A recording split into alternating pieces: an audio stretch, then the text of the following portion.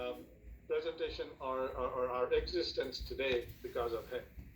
He's also an avid runner and a climber. He has run marathons and he has climbed the mighty Kilimanjaro at the age of 60. He professionally, has excelled as the GM of Enron, and most importantly, he's a man with a big heart.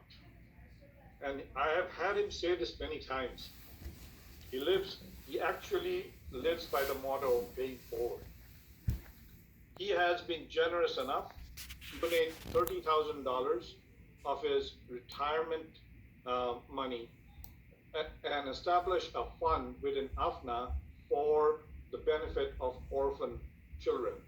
We have initiated a fund called the Datta-Barua Orphan Welfare Fund, which will be towards orphans, and a part of it will be he has offered for AFNA to spend at AFNA's discretion. So thank you so much, Lohita, for all your support all these years. Would like you to say a few words. You're on mute, Lohita. Can you hear me now? Yes. Mm-hmm. Okay. Namaskar.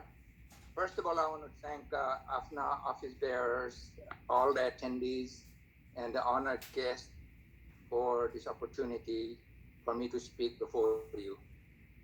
It really brings back lots of memories from 1980 when Assam Association of North America was formed. In August of that year, our small diaspora met in Houston for the first time ever and discussed a possibility of creation of a charitable organization and a literary organization. In 1982, AFNA and ASNA, Assam Sahitya Sabha of North America as a branch of Assam Sahitya Sabha, were officially born. AFNA has come a long way since that humble beginning, and I'm sure it'll continue to march forward. I wish AFNA the very best for its exemplary effort to help the needy here and in Assam. As for me, compared to the honored guest you heard from, my contribution is negligible. We must do what our hearts say. My wife and I try to do what we can within our limited capacity. My mother, has been my inspiration. We grew up under extreme hardship in a house with leaky thatch roof. Yet my mother never failed to feed anyone who came to our house as guests, never turned away empty-handed the beggars and lepers came to our door in spite of our own hardship. She was the most loving and compassionate person I know, but we did not realize how big her heart was back then. I've been very fortunate compared to millions. Many of you are familiar with the struggles of life. When one is in a deep, dark well, they need a rope to get out of that deep hole. That rope is compassion, hope, and extended hand to grab hold of to prevent from falling off forever.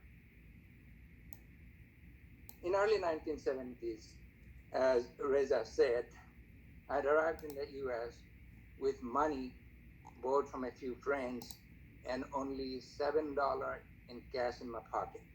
I was struggling to survive, working 2 jobs at $1.65 an hour and doing graduate studies. Finally, in 1978, I got a stable job. Things were looking up. In 1980, my wife was hired too. So, but we were by no means rich. We were still struggling to raise a family with 2 children and a mortgage loan.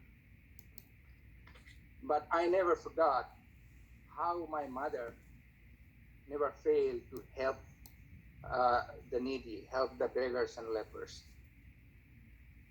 So I worked hard during the day, and on weekends, I worked at a food pantry in a poor church of a poor black neighborhood. I witnessed firsthand the abject poverty in the midst of affluence in America. As I prepare the bags, brown sacks, and hand it over to the people who came with trash bags to carry whatever they might receive, they did not care what I looked like, what my skin color was, my accent, my nationality, or if I belonged to that church. No, I didn't belong to the church.